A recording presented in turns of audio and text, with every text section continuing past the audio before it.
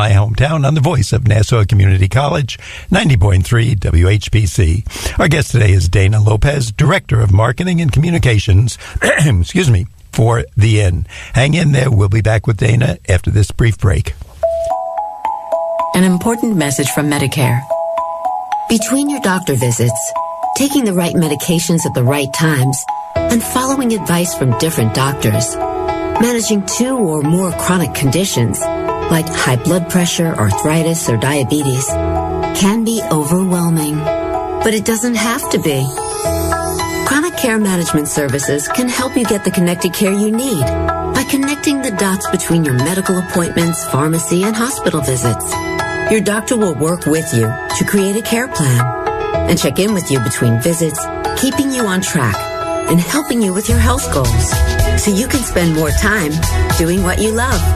If you have Medicare, ask your doctor about Chronic Care Management Services and get the connected care you need.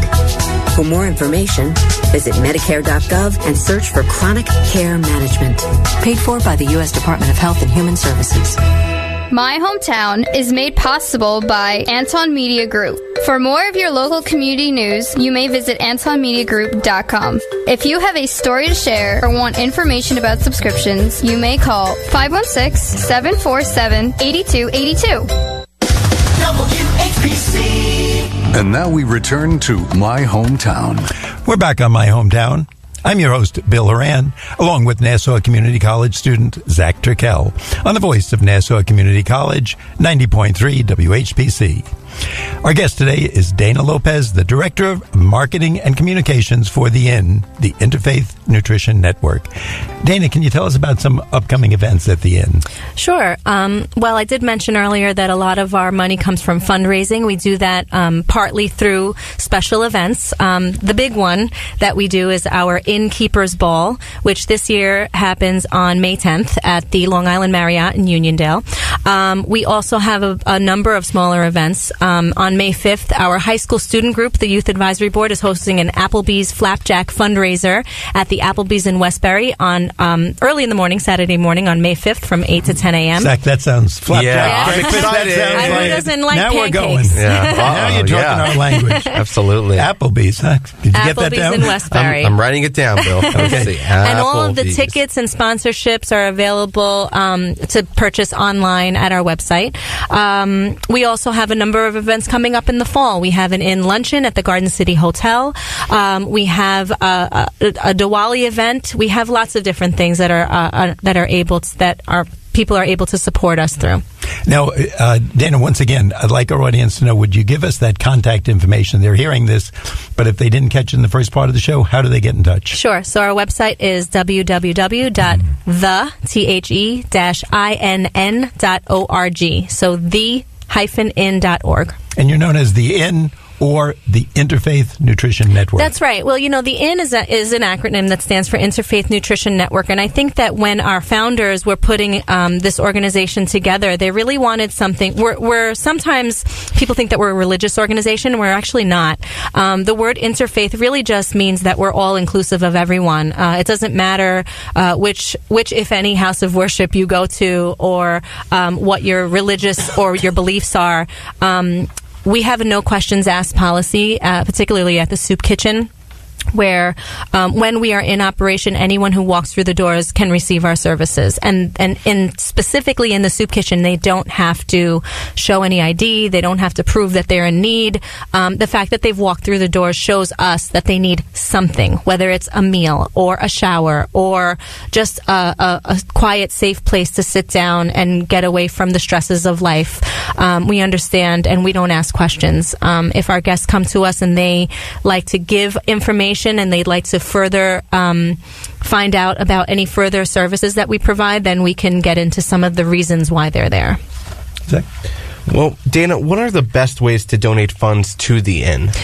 Well, Zach, I think that we have a donation page on our website where general donations can be made. You can also restrict your donation to a particular program. We have our soup kitchen, we have our Center for Transformative Change, and our emergency housing homeless shelters, and also a long-term housing program. And of course, supporting our events. You know, who doesn't want to come to a really great fun event, especially when there's flapjacks pancake involved? Breakfast, that's right. Exactly. I'm still thinking of that. That's true. You know how to motivate people. I can thank see you. that. You're motivating me right now, Dana. Yes, so, you I'm know. actually getting a little hungry. Me too. We're going to have to wrap this up quickly. Yeah. Dana, you mentioned the money part of it, but I think something you were telling me before, if people don't have a lot of their own funds, they could run a garage sale and donate. They could go to neighbors and have a 4 or 6 family garage sale. Mm-hmm. Students could get together and go around the neighborhood and collect 10 items. Sure. A senior could just go up and down their block and get 5 or 6 cans of product, soup or whatever, once a month. And gradually they would get known for this. Yeah. What a great way to do something to make yourself feel good. And maybe there's other ways, I'm sure there are, that you know about. Is there anything else that I've missed that you want to tell us about? I have to say, you know, the possibilities are endless. We've had so many amazing supporters that have donated funds in so many creative and incredible ways. Some of the ones that stick out in my head they're usually young people. I go and I speak to a lot of young people, school groups. I go to schools, and there was a school in Syosset, the middle school in Syosset, every year does a Halloween walkathon. So on Halloween, they put on their costumes and they walk around the track for, 5 or 6 times, whatever makes a couple of miles, and they get people to sponsor them. $1 here, $5 here.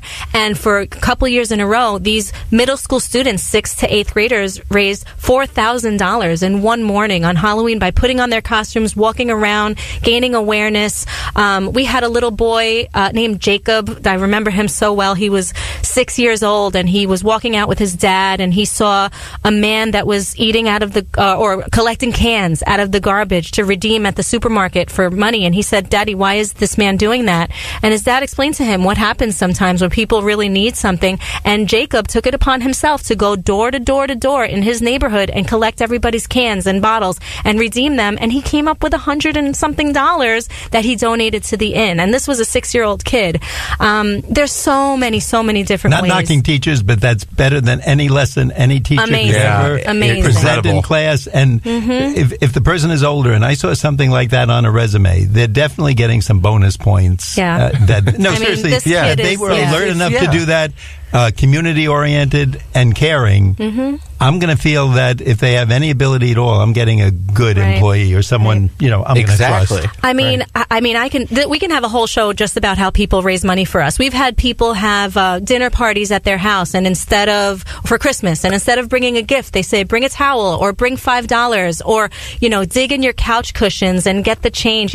Change makes change. We say that a lot because we do, we have these little UNICEF type boxes where we can collect change. Our youth advisory board, which is our high school student group, they go and they put the boxes in the guidance counselor's office, and they put it in different places, and they collect a box of change. And last year we came up with almost $1,000 in just change. So there's so many different ways. Nothing is, off limits as long as it's, legal. Yeah.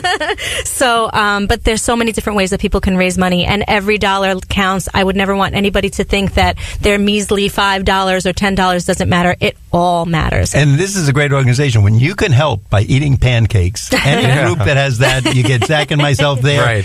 That's got to be a good organization. Absolutely. Need more bouncy castles. I think so too. I had one more. I have to share this one. The other day we had a donation come in of something about $18 maybe, and it was in honor of the person that covered my Taco Bell order this morning. So apparently somebody went to Taco Bell. The person in front of them must have been paying it forward, paid for the person behind them, and that person took the money they would have spent on their Taco Bell order and sent it to us.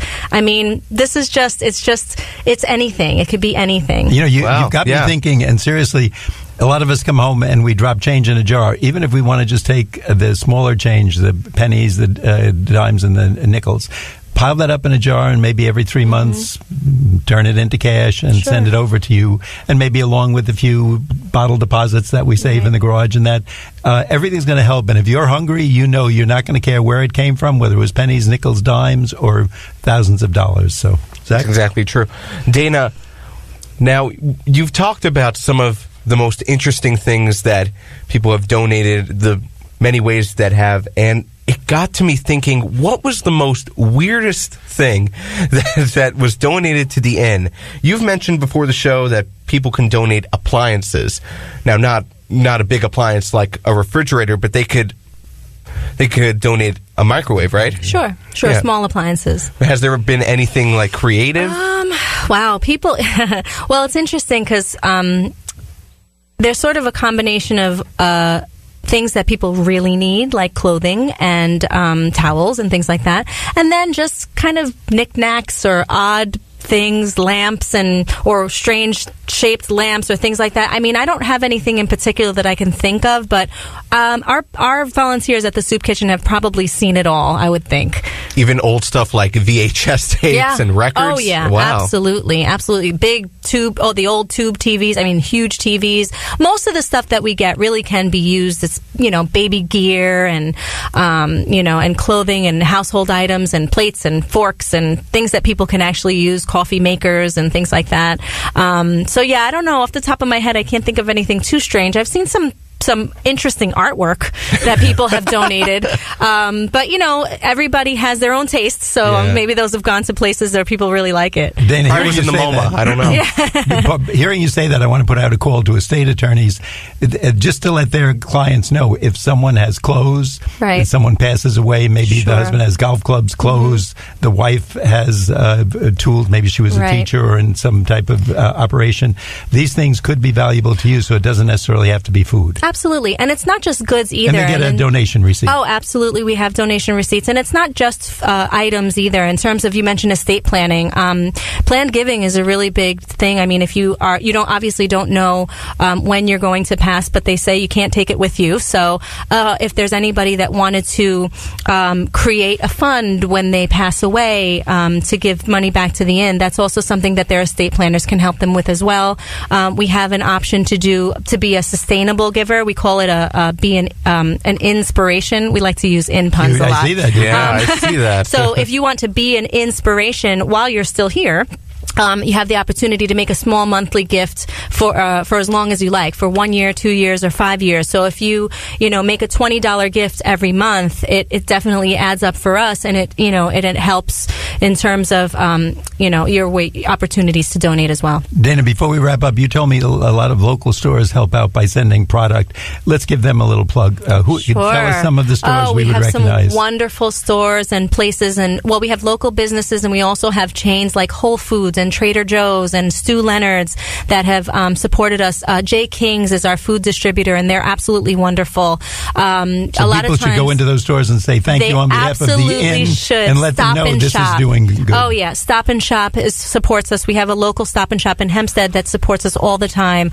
And they do that in different ways. They might be able to give us produce that's still good, but they might not be able to keep it on their shelves. They may give us gift cards for the holidays to give our guests. Stop and Shop does that every year. Trader Dana, Joe's, I'm sorry, we're running out of time, but before we do run out, you know what I'm going to ask you one more time. How do we get in touch? Phone number is 516-486-8506 and our website, www.the-inn.org. Dana, thanks so much for being with us today. On behalf of Zach and myself, we'd like to thank our guest, Dana Lopez, the Director of Marketing and Communications for the INN, the Interfaith Nutrition Network. You can reach her at 516-486-8506. I'm Bill Horan, along with Zach Turkel. Thanks for listening to My Hometown.